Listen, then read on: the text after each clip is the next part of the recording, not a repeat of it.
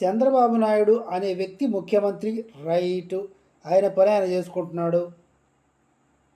పవన్ కళ్యాణ్ అనే వ్యక్తి ఉప ముఖ్యమంత్రి, ఆయన పని ఆయన చేసుకుంటున్నాడు. అంటే వీళ్ళకి పదవులు ఉన్నాయి రాష్ట్రంలో, వీళ్ళ పని వీళ్ళు చేసుకుంటున్నారు. అలాగే ఎమ్మెల్యేలు ఎమ్మెల్సీలు ఎవరి పనులు వాళ్ళు చేసుకుంటున్నారు. మరి నాగబాబు పిఠాపురంలో పెన్షన్లు ఎందుకు ఇచ్చాడంటావు? వార్డు మెంబరు కూడా కాదు కదా. పోనీ ఏమైనా వాలంటీర్ ఉద్యోగం ఏమన్నా వచ్చిందా?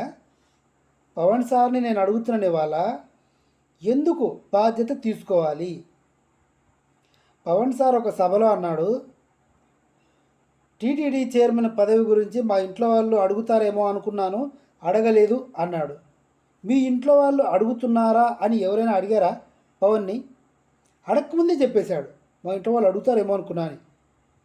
నాగబాబు అడిగాడు. టీటీడీ చైర్మన్ పదవి నాగబాబు గారు ఎక్స్పెక్ట్ చేశారు.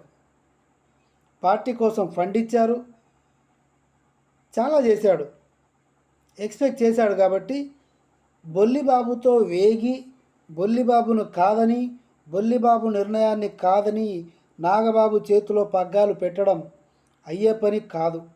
కాబట్టి అది కుదరలేదు.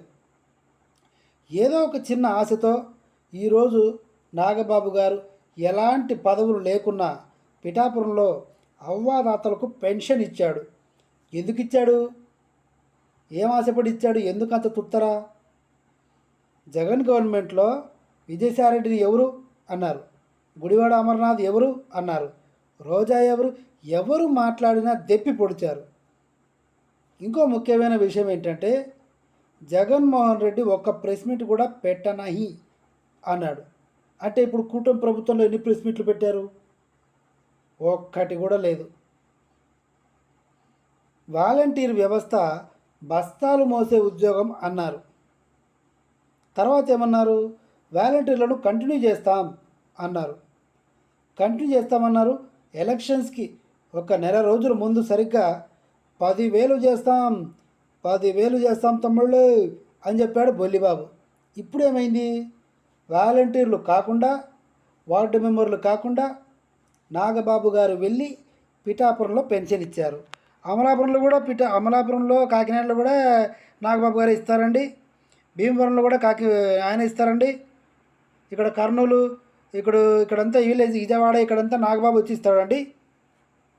దేనికండి డబ్బా కొట్టుకోవడము? హాయిగా వాలంటీర్లకు 2,000 జీతం పెంచేసి సినిమా టికెట్ ధరలు తగ్గించేస్తే డబ్బులు మిగులుతాయి, బతుకుతారు కదా జనాలు. మీ ఇష్టం వచ్చింది మీరు చేయొచ్చు. జగన్ గవర్నమెంట్లో ఏలైతే చూపిస్తారు. ఇప్పుడు వేలెత్తి చూపించడానికి ఎవరు ఉండకూడదు. జగన్ ఢిల్లీకి వెళ్ళిపోతే నోటుకొచ్చింది మాట్లాడతారు. దేనికి వెళ్ళింది మీకు అనవసరం. టీడీపీలో మంచి మంచి నాయకులు ఉన్నారు, గొప్ప గొప్ప ధర్మాలు ఉన్న మనుషులు ఉన్నారు, అసలు ఒక్క రౌడీ కూడా లేడు అని డబ్బా కొట్టుకుంటారు. మన వినుకొండలో ఏం జరిగింది తెలుసు కదా.